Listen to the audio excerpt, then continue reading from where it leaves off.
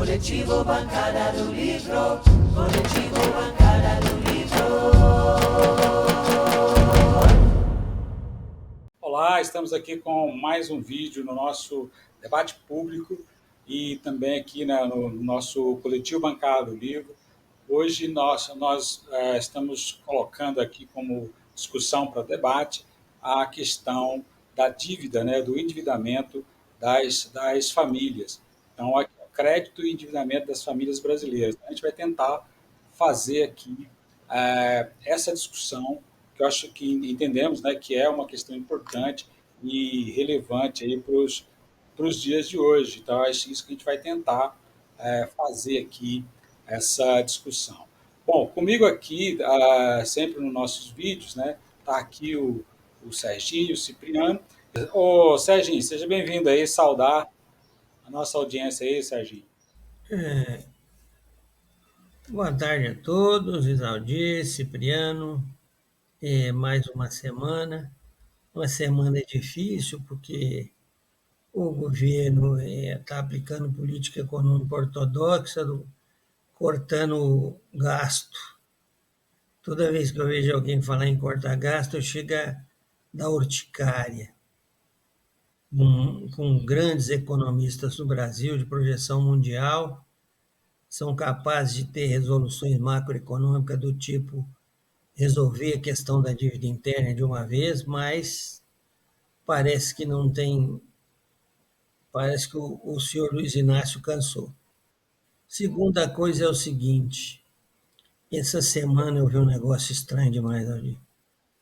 Eu Isaldi, quando trabalhávamos na administração pública, assistimos umas palestras sobre previdência.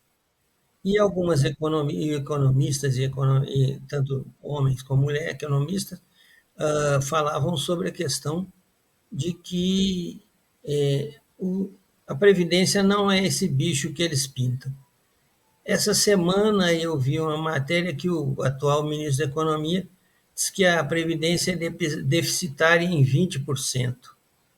Eu, assim, já não estava muito católico, agora eu já perdi a paciência de vez. Não é possível que, assim, taxar os consumidores mais fiéis, que são os aposentados, e os de benefício continuado, de culpados da crise econômica do país. Aí, realmente, esse governo está igual ou pior os outros. Boa tarde, Zaldi. E o Corinthians só ganhando. Tô vendo o Corinthians só ganhando. Você tocou numa questão séria, né? Que é quando se fala em costes, sempre o governo vai colocar a tesoura, né? Naquilo que beneficia a maioria da população. Seja no caso eles querem desvincular, né? O aumento o reajuste da previdência do salário mínimo, eles querem fazer um pente fino no BPC, quer fazer pente fino em aposentadoria, na hora de cortar os custos, né, exatamente cortar nas áreas sociais, enfim. Então, essa é uma questão que não é novo, né? Na verdade, entre o governo e sai governo, a estratégia parece a mesma.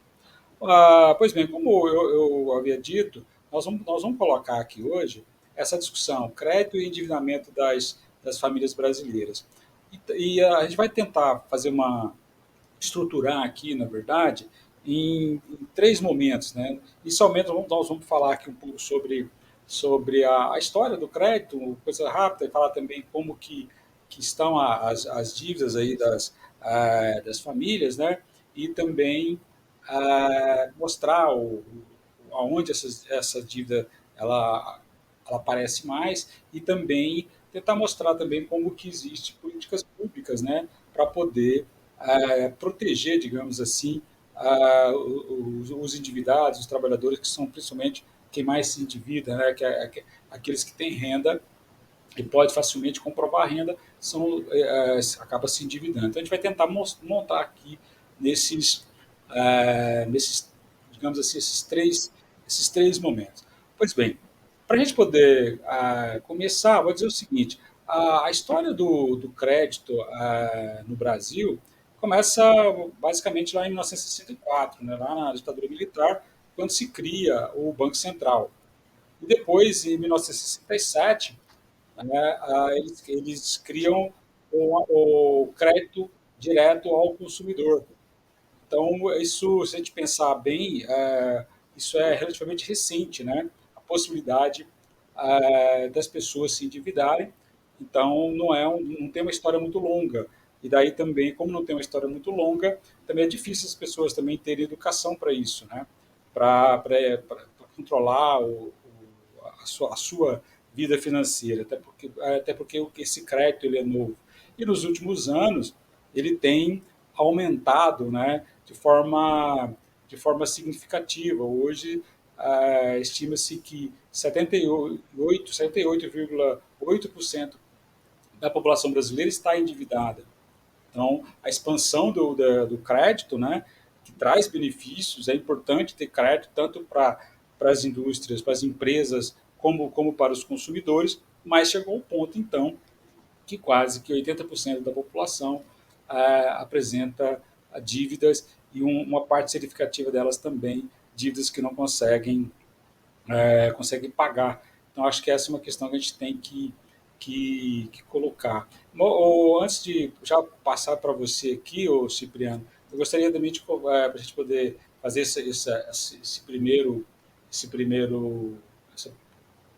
conversa aqui, passar para vocês, primeiramente, para que vocês possam comentar sobre o nosso tema, dizer o seguinte, que dentre esses fatores, né, para o endividamento, sempre tem a inflação, né, o desemprego, os próprios juros altos, que a gente sempre tem falado aqui, né, e também tem outra questão, que é o consumo excessivo. Então, você tem o consumidor, a pessoa, o cidadão, ele é atacado o tempo todo por propaganda, mostrando produtos como se esses produtos fossem indispensáveis. Então, as pessoas acabam tendo um consumo excessivo.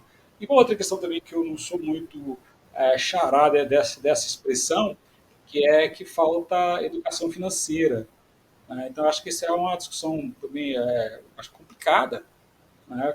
E aí alguns querem comparar a família com o Estado, enfim, que tem no Estado, que você tem que gastar o que recebe, que levam ao endividamento. Então, inicialmente, eu gostaria de colocar essas questões e passar aqui primeiro para o Cipriano, para a gente poder as palavras iniciais aí, Cipriano, sobre o nosso tema.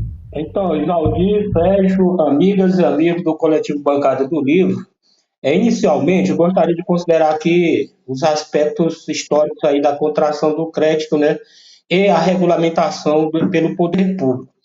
Ora, todos lembram que, inicialmente, aí há algum tempo, o que é ter dívidas e estar endividados, é o conceito aí que nós vamos trabalhar.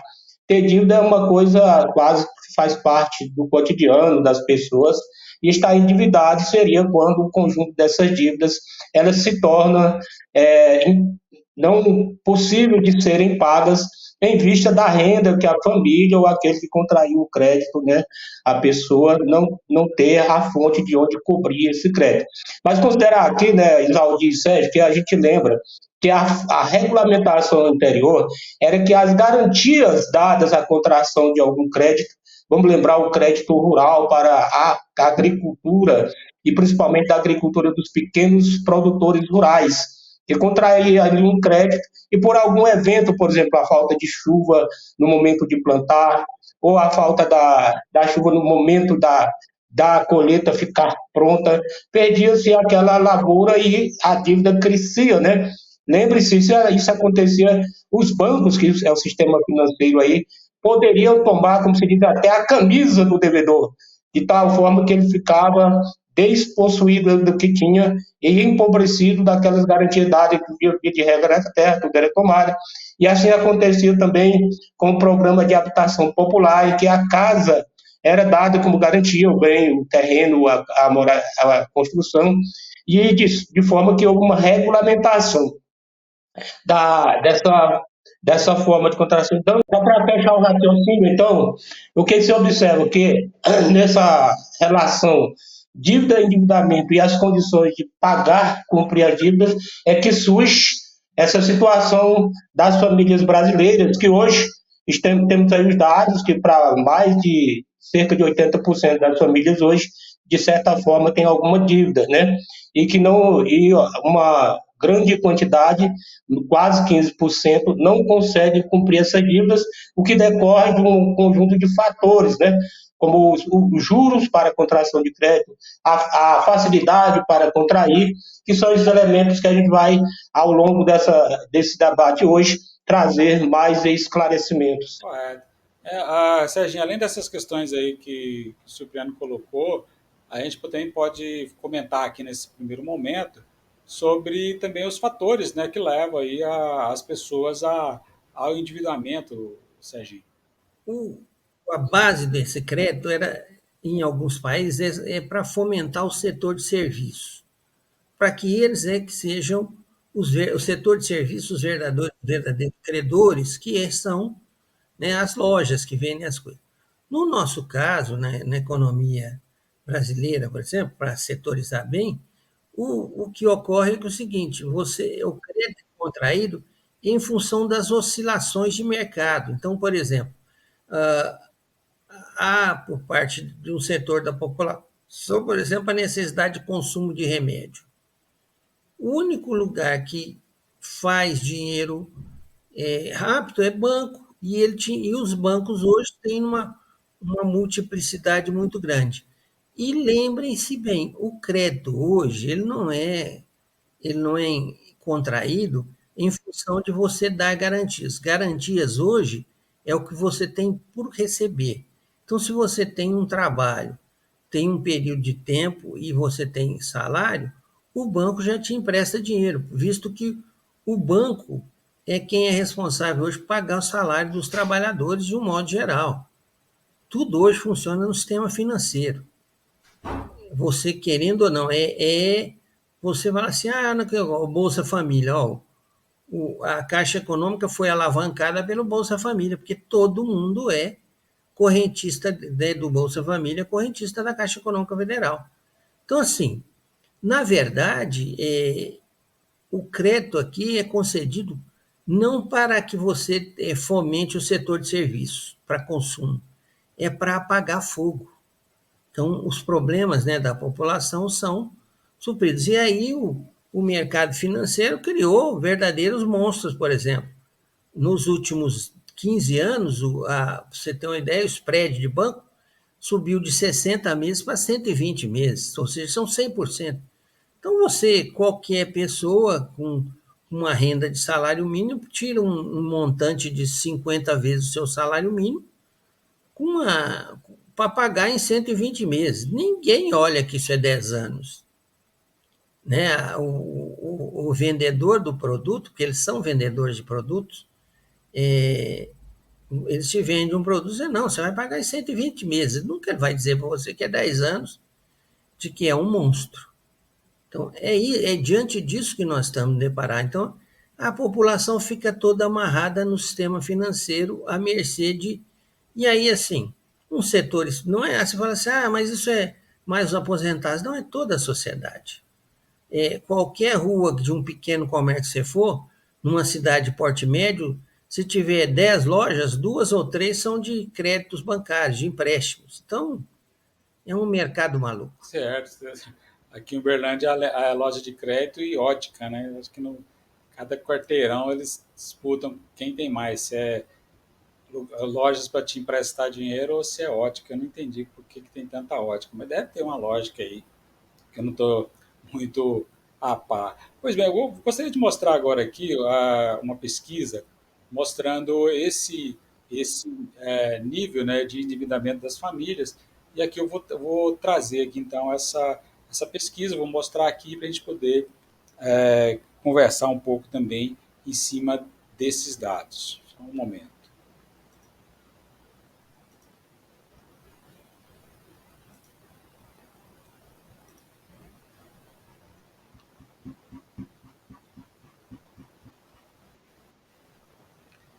Essa aqui é uma pesquisa, né, do Sesc Senac.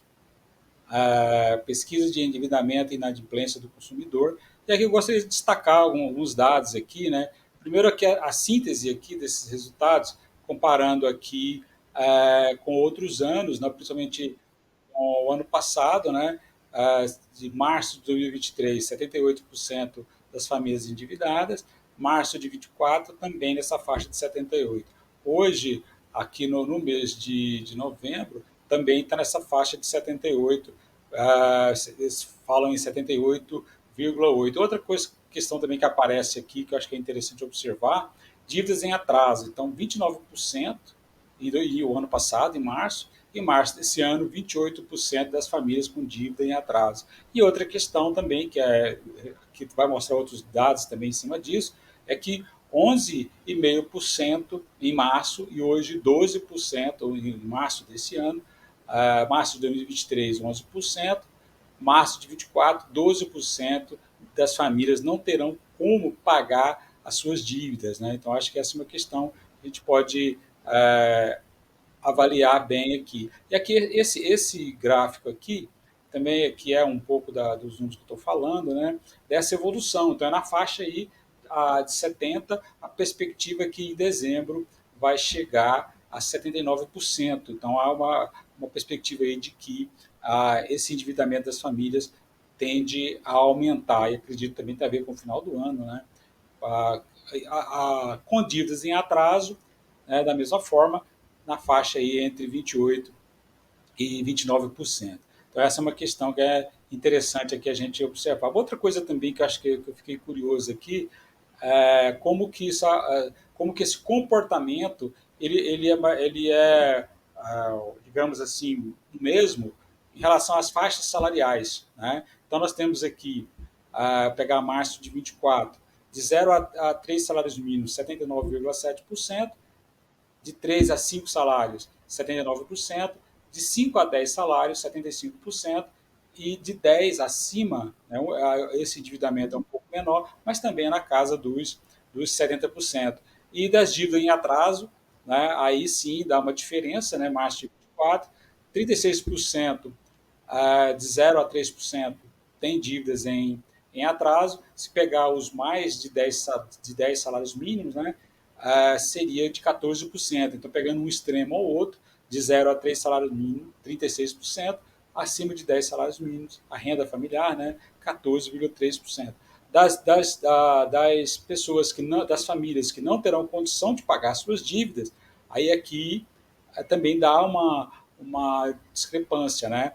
Os de 0 a 3 salários, as famílias que ganham de 0 a 3 salários mínimos, 15% não terão condições de pagar. E acima de 10 salários mínimos, né, 3,5%. Então, eu acredito também que as pessoas com maior renda, ou elas têm maior conhecimento sobre endividamento, ou também possa ter melhores condições para negociar esse endividamento. E aqui também tem uma coisa curiosa, que é o tipo de dívida. O cartão de crédito representa 86% da dívida, né?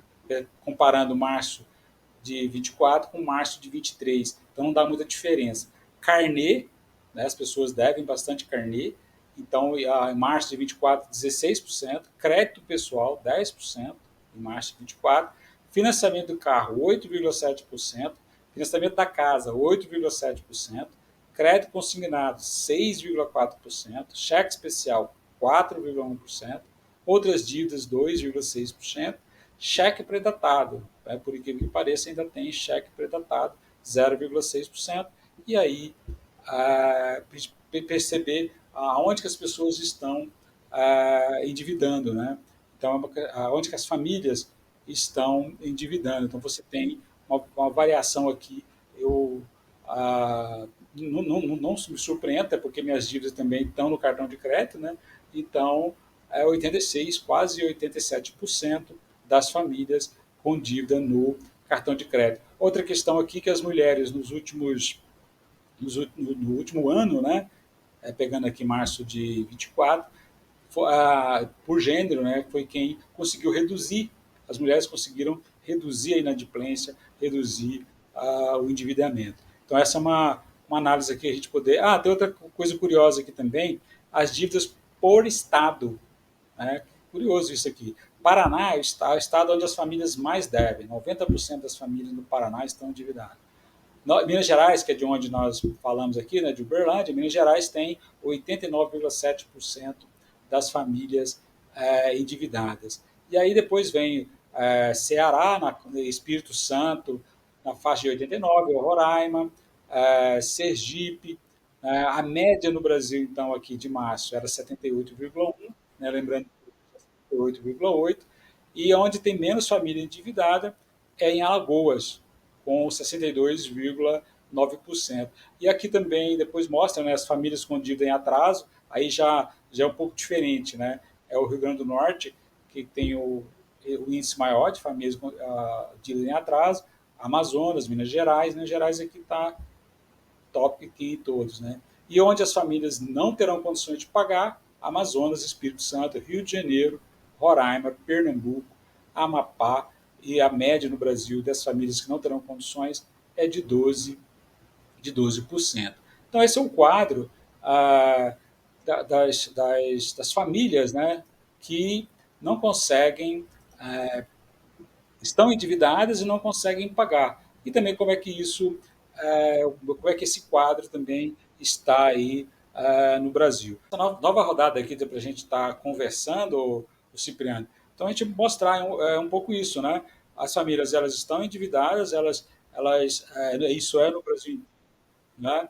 O nível de endividamento ele é alto e tem coisas como o cartão de crédito, por exemplo, aonde o endividamento é maior aí, o Cipriano. Então, Isaldir, Sérgio, amigas e amigos do Coletivo Bancada do Livro.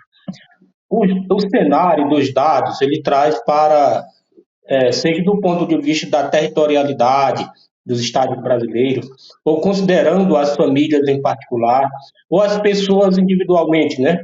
Traz para uma média aí que nós temos um Brasil endividado a partir de 70%, isso com diferença de região ou de pessoas. E o que é importante considerar aqui? É que há um conjunto, né, de atrativos para contrair dívidas. E é uma necessidade também pelas famílias, porque se há, por falta de uma renda básica, uma renda fundamental, que não haja necessidade de recorrer ao crédito para a compra de coisas básicas mesmo. Hoje, algumas redes de supermercado, né, Isaldir, Sérgio, elas trabalham com a venda do gênero da alimentação, porque tem ali, também de forma parcelada, pelo cartão de crédito. Os bancos põem à disposição de alguns hoje tudo funciona pela transação bancária.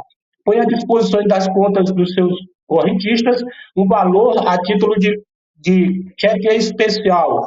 E a renda do trabalhador, ela já chega, entra o mês, pagando as dívidas do mês anterior, daí que ele falou no bloco anterior que ter dívida é uma coisa, estar endividado é outra.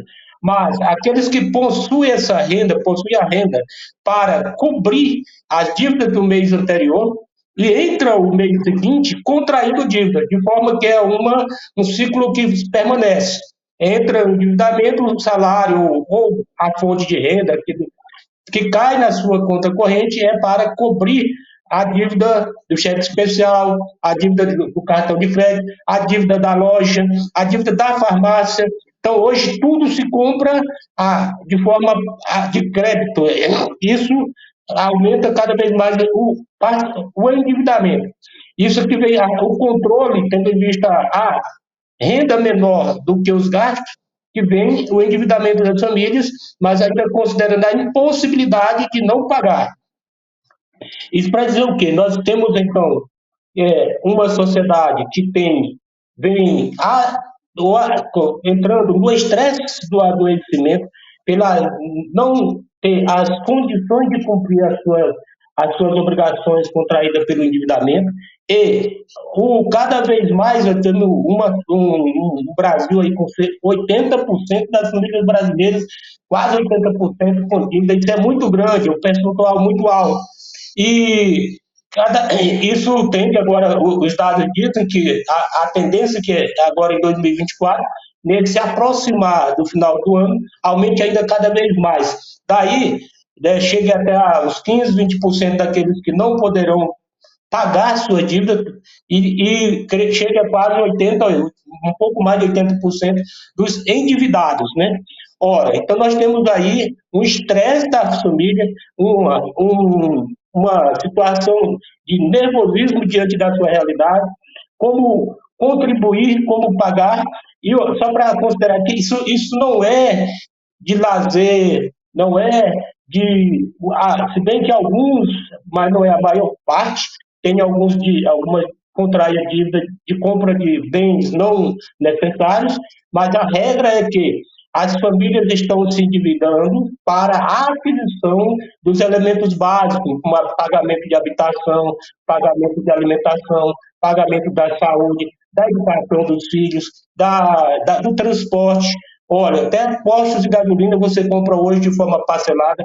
Então, para manter as condições básicas de vida, há um grande endividamento das famílias brasileiras, o que deve ser considerado aí para a retomada. Até vejo que essa semana, né, só para fechar, essa semana está tendo uma frente nacional dos PROCONs, do PROCON do Brasil, por suas diversas localidades, na negociação das dívidas dos brasileiros e brasileiras para poder abrir novos créditos. Então, o Cipriano colocou essas questões, né, também que as pessoas estão se endividando para adquirir alimento, não é só para bens um pouco mais duráveis, né? Então, eu gostaria de ver a sua opinião e análise desse momento que nós estamos apresentando aqui, que são os gráficos, né, e a pesquisa aqui do Sesc-Senac sobre essa questão do endividamento das famílias, o Serginho.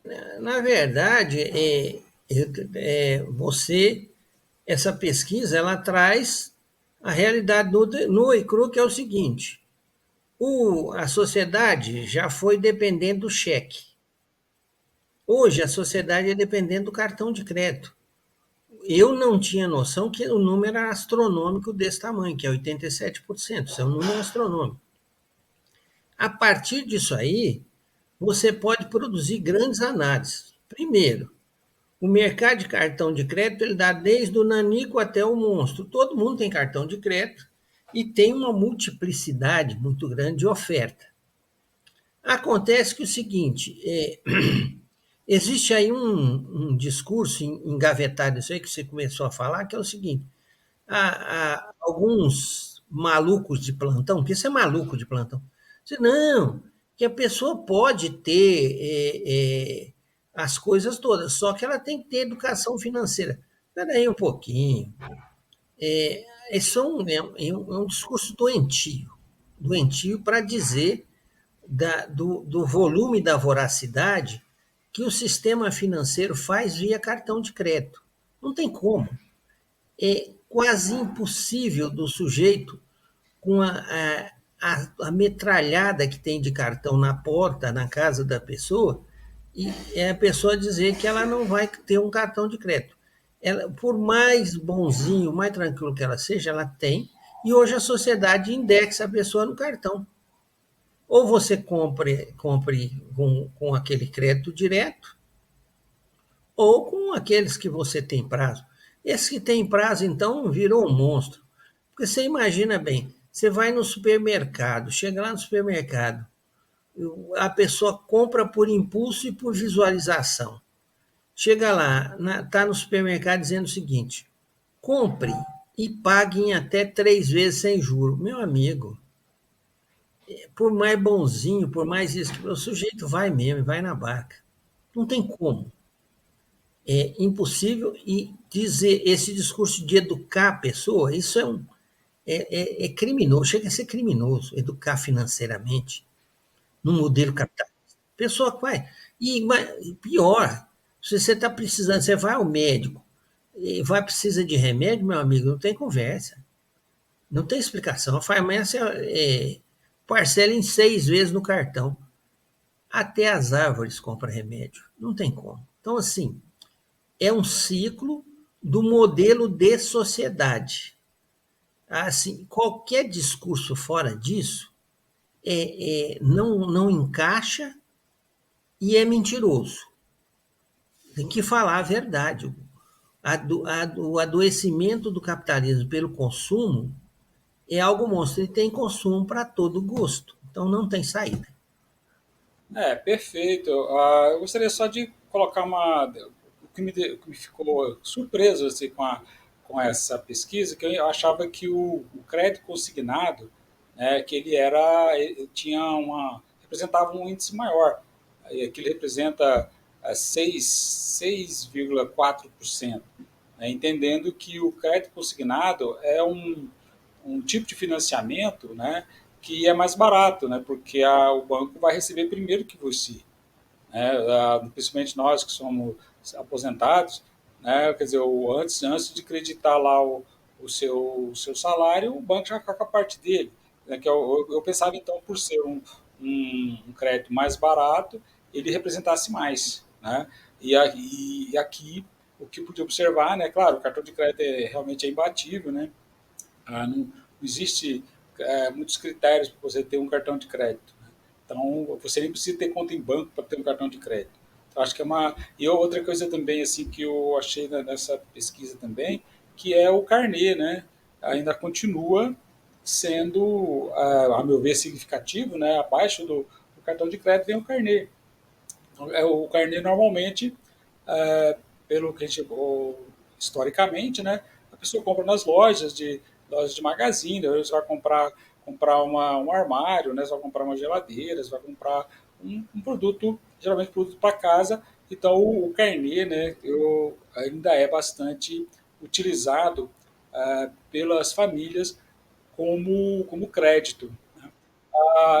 Também outra coisa que eu achei curioso, o fato de crédito para comprar carro e crédito para comprar casa. É igual, né? Aqui em março de 2024 representava 8,7%, tanto para você comprar carro como para comprar casa. Então está bem associado, né? Como o Serginho colocou, né? Essa questão aí do capitalismo mesmo, né? Você tem que ter casa para morar e você tem que ter carro para andar. Né? Isso é bem sintomático aí do tipo de consumo, né, que o sistema pode te obrigar a fazer. Lembrando que a dívida, né, tanto do carro quanto da casa, é uma dívida mais longa. Né? Não é como a gente falou, a pessoa vai no supermercado e divide em 3 meses, né? O carro não, divide em 60, a casa divide em 360. Então, isso coloca a família, né, endividada aí numa linha de tempo maior. Né? Então, acho que essa é uma questão que a gente quer observar também. Para a gente encerrar aqui, vamos trazer mais uma questão existe também uma preocupação, existem políticas públicas, né, para tratar essa questão do endividamento.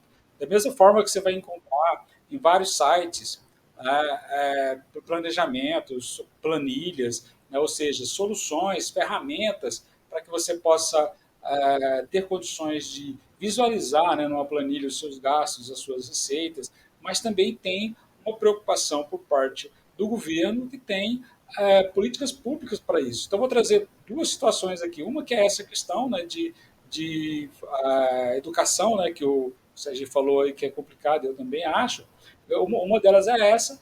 E, primeiro, então, eu vou trazer essa questão aqui, que é um documento aqui que é do Banco Central, né, está disponível lá no site do Banco Central, está disponível no site dos sites do governo federal, onde a pessoa pode, né, ter uma noção aí do que ela pode entender e fazer aí sobre controle financeiro. Eu vou tentar trazer essas duas questões aqui para a gente poder fazer o último tópico aqui.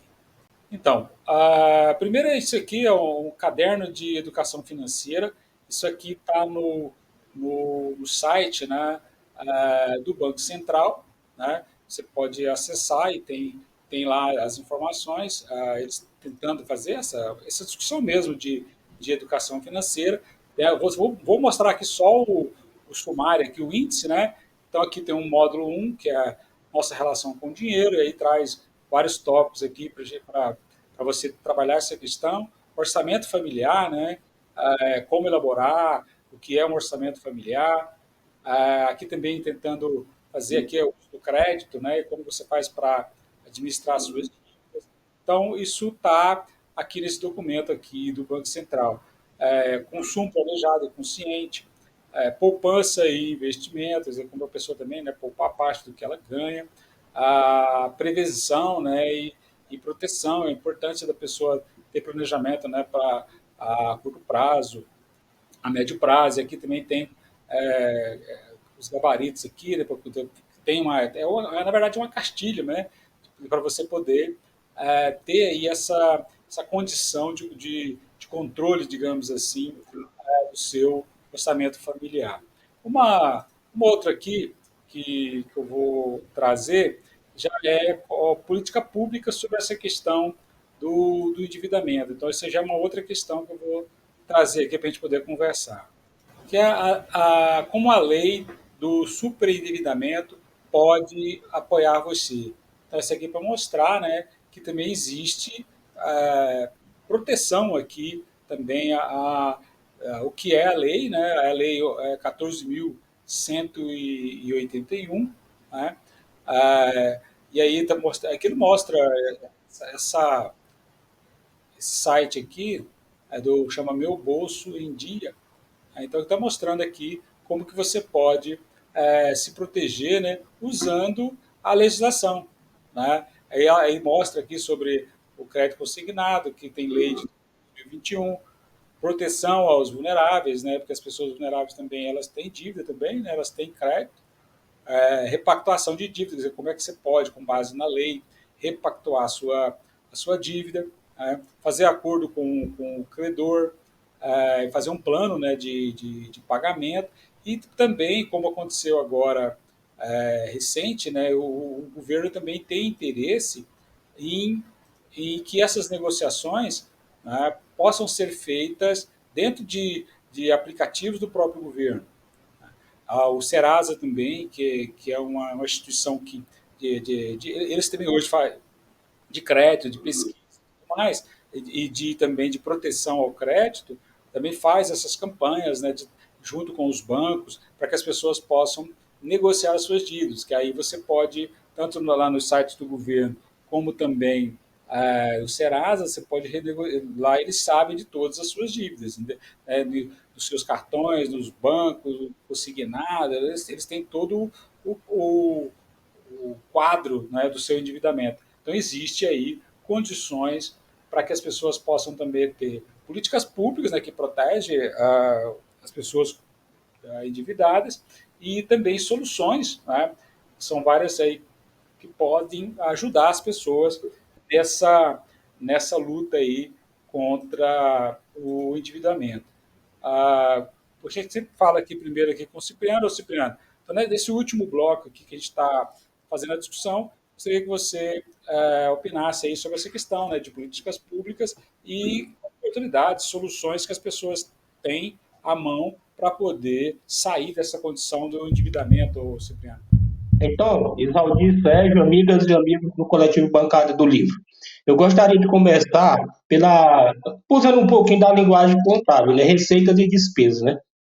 A receita que vai entrar para você custear as suas despesas, considerando as famílias e as pessoas que têm apenas a sua força de trabalho, seja como empregadas, como empregados, como agora com pequenos empreendedorismo, seja como aposentado, já passou do período da sua força ativa, aposentados, ou qualquer que seja a forma de aquisição desse recurso para manter a sua própria sobrevivência.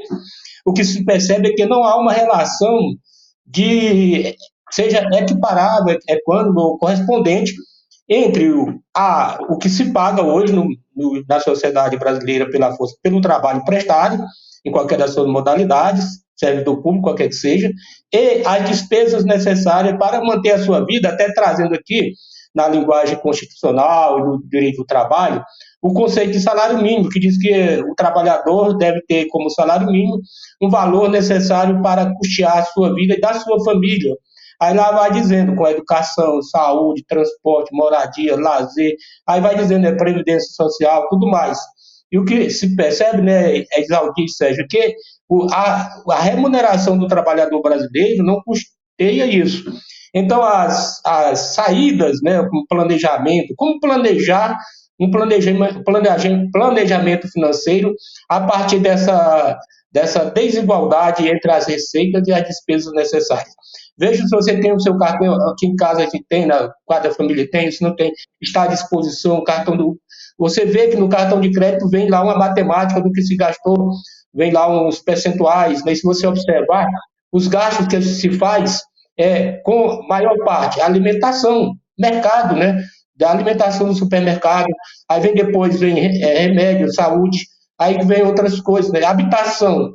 Hoje quem vive de aluguel ou que tem um financiamento de casa própria, né? É um grande percentual da sua receita. Então essas medidas que tem como a educação financeira, elas são boas e vale e devem ser observadas, mas parecem ainda insuficientes para trazer a saúde financeira, da qual também decorre a saúde mental, né, das famílias brasileiras que estão passando hoje pelo estresse de não ter como cobrir as suas dívidas, e por isso estão endividados, e cada vez mais esse percentual grande, né? Então vai só rolando, né? Agora, vamos negociar suas dívidas. Negociar as dívidas não é pagar a dívida, é encontrar uma outra forma de somar aquelas dívidas anteriores às que vão ser contraídas no mês seguinte. Então, nós temos um conjunto de medidas, é claro que elas vêm e devem ser observadas, mas parecem limitadas, né? Para estabelecer uma correlação de saúde financeira das famílias brasileiras. Muito bem, acho que um pouco é isso mesmo, né? A questão também, né, do adoecimento causado pelo estresse aí desse endividamento. Ô, Serginho, então nessa questão aí de soluções, né, além das políticas públicas, né, tem também, me veio, eu não fiz pesquisa sobre isso, mas me veio agora, ouvindo aqui o Cipriano, tá cheio também aí nas redes sociais dos famosos influencers, né? Também tem influencer financeiro, que eles também têm esse discurso. Só que aí nós já fizemos discussões aqui anteriores sobre essa questão de influencer, mas o que é curioso é que muitos deles, né, esses que são mais conhecidos e mais potentes, também são financiados por banco. Quer dizer, o influencer é financiado por banco para poder ajudar você a resolver os problemas aí de financiamento ou os problemas financeiros das famílias. Então tem também essas questões, né? Existem soluções que são políticas públicas, mas também tem essas questões que a gente está o tempo todo aí, né, sendo bombardeado aí pelos influencers também, ou seja. É, eu, assim, tem coisa que você sabe que eu não continuo no século passado. Esse negócio de influência, para mim, a gota d'água foi aquele rapaz lá de São Paulo, aquele mumificado lá que foi candidato a prefeito. Não tem paciência. Que influência é nada. Deixa eu falar um negócio para vocês. Preto no branco. Em fevereiro, março, abril, o quilo da carne de segunda custava entre 18 e 20 reais. No mês agora de outubro, novembro, o preço da carne de segunda custa 30 reais. Aumento de 50% em menos de 6 meses. O arroz, que o governo queria importar e depois o pessoal do agronegócio fez eles pararem de importar, custava 20 reais o saquinho de 5 quilos. Hoje é 30, acima de 30. Amigo, o salário mínimo continuou 1.412. Ou seja, essa discrepância, eu quero saber qual economista mágico que dá conta de resolver. Não existe. Isso é impossível. A educação, sim, você pode escrever grandes tratados sobre como, mas no capitalismo, o que fomenta, aumenta e diminui é a vontade do Estado capitalista de fazer alguma coisa. Infelizmente, nós estamos indexados a uma situação monstruosa de não sabermos o que fazer. E não é só as classes populares que ganham o salário mínimo. A classe média, que é quem gosta de consumir, também está desesperada, porque o que aconteceu? A classe média, essa vive da Selic. e a Selic, né, subindo como está, os juros de a mercado do jeito que está, pouca gente, só os amigos meus que eu conheço, que ainda consegue comprar passagem de avião, fazer um tour para alguns lugares. No modo geral, compadre, não tem jeito. É preciso compreender. Não existe milagre dentro do capitalismo que uma pessoa, um indivíduo, por exemplo, eu vou usar aqui uma brincadeira que ele acabou de mudar de andar, que é o senhor Silvio Santos. A única história que nós conhecemos é do Silvio Santos. Ele era camelô, vendia caneta e chegou até a criar um canal de televisão. Assuste se quiser. No mundo real, isso não existe. E não existe como você educar o consumo se a economia não vai bem, a economia vai mal, todo mundo vai mal, todo mundo consome mal. E o que fazem hoje? Por que o supermercado divide em duas, três vezes? Porque o supermercado é também, os bancos são sócios das redes de supermercado. Ou seja, o Banco Laranjinha, que paga eu e o Zaldir, menino, eles têm tentáculos em tudo. Ele hoje é um dos 5 bancos maiores do mundo. Então, assim, gente, não, é o modelo capitalista. Cria monstros e, como dizia o professor Teódulo, meu amigo que tem muito tempo que eu não vejo ele, dizia: a única coisa que o economista faz bem é dar uma canetada. Cada decreto que eles fazem derruba um exército de gente. Fico por aqui. É verdade, né? A questão é um sistema, né, que trabalha contra o trabalhador, que trabalha contra a maioria da população. Você falando aí do Teódoro, eu encontrei também esse final de semana um amigo nosso, conversamos bastante tempo lá, o Abraão, né, que eu falei que ia encontrar com você hoje, ele mandou um abraço para você, o Abraão Nunes. Nós conversando tanto tempo lá que eu tive até que depois levar ele em casa. A família dele nem quis esperar ele. Foi, que é um amigo nosso aí já de longa data. Pois bem, eu acho que nós conseguimos aqui, o Serginho, Cipriano, dar conta aqui da nossa temática, né? Crédito e endividamento das famílias brasileiras. Né? Então, nós mostramos aqui inicialmente como que isso funciona, mostramos gráficos aqui desse histórico desse endividamento, né? Mostramos também onde as pessoas têm mais dívidas, como o cartão de crédito, e também consigo mostrar aqui também que existe política pública, né, para poder proteger também os endividados. Né? Então, existe, as pessoas também têm onde recorrer. Né? Então, não é uma situação crítica, porém, tem solução e tem questões aí para poder as pessoas poderem também viver a sua vida tranquila aí, como o próprio Cipriano falou, né? Até de doenças aí que as pessoas acabam estresse e doença mental aí em decorrência das dívidas que tem.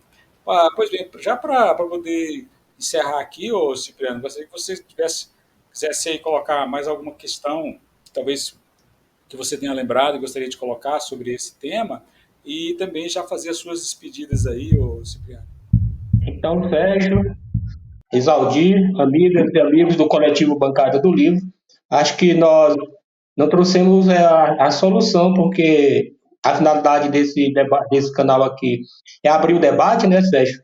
Então, foi aberto o debate, fizemos bem, e veja, só para uma frase conclusiva, ele pode dizer que tudo hoje se parcela. Quando você chega em algum lugar, diz, por que você não leva? Parcelamos até tantas vezes, né? Já vai dizendo desde logo que é uma forma sorrateira, né? Da mídia e da comunicação, do marketing, de fazer você contrair dívida, né? E só deixar aí, no mais, deixar aí aquele abraço fraterno, né? E a necessidade de construção de solidariedade entre nós, até mesmo para vencer essa batalha de cumprimento dessa relação entre que é sempre desigual, entre a capacidade de cumprir as obrigações e o conjunto das obrigações necessárias, veja só, para manter a própria sobrevivência, sua existência pessoal, familiar ou da comunidade que se vive, né, entre diante da necessidade de continuar existindo. E, no mais, deixar aí a esperança de que tudo isso será superado a partir do momento em que a correspondência entre o salário mínimo constitucionalmente definido e o valor pago real seja suficiente para estabelecer o cumprimento do conjunto de gradações que tem lá: saúde, educação, transporte, moradia e etc. E assim vai. Ótimo, agradecer muito aqui, né, o Cipriano, que está sempre com a gente aqui no nosso debate público, né, sempre trazendo contribuições importantes aí. Ô, Serginho, suas considerações finais aí, despedidas, Sérgio? Primeiro, eu fico feliz demais de você ter encontrado nosso amigo Abrão, um dos grandes lutadores para a questão da saúde pública no Brasil. E, claro, ele é muito bom, inclusive, porque é amigo meu e do Isaldir. Isso é um passe para ele muito grande, ser nosso amigo. Vou falar uma coisa que sempre eu digo. A alternativa, nós criamos aqui bons debates e boas questões. A alternativa é combater o capitalismo, não tem outra alternativa. Ou você combate o modelo capitalista, ou você vai ficar lavando vasilha. E aí, mas vocês vão implantar o modelo que está lá na Conchinchina, não sei onde. Não vou implantar coisa nenhuma. Eu tô beirando 70 anos, vou implantar projeto. O que eu estou dizendo para as pessoas e tento fazer as pessoas entenderem que o modelo capitalista não dá certo, não deu certo, não dá certo em lugar nenhum, é a exploração do homem pelo homem, e quando o negócio está muito ruim, eles começam até a matar uns os outros. Tá certo? Então, entender isso. Acabar com o modelo capitalista não significa que eu estou propondo um novo modelo, até porque não estarei nesse andar quando o modelo capitalista acabar. Como diz o meu amigo Mayakovsky, que sempre escreveu muito bem, o século 30 vencerá. Um abraço, Isaldir, um abraço, Cipriano. Lembrem-se bem quando eu disse a vocês que o Corinthians ia escapar. Olha nós aí outra vez. Um abraço a todos. Esse Corinthians dá muito trabalho. Então, aproveitar mais uma vez, agradecer aqui a parceria aqui com o Cipriano, com o Serginho, lembrar que o nosso Coletivo Bancada do Livro tem programas ao vivo, né, de segunda a sexta, por volta aí das 18 e alguns às 19 horas. No sábado temos também um programa às 10 horas. O nosso vídeo, a gente sempre tenta aqui fazer um vídeo aqui por semana. Então, a forma de você contribuir com o nosso canal é se inscrevendo, é compartilhando, é curtindo aí o nosso conteúdo. Então, agradecer aí muito a todos e todos que nos acompanham. Coletivo Bancada do Livro, Coletivo Bancada do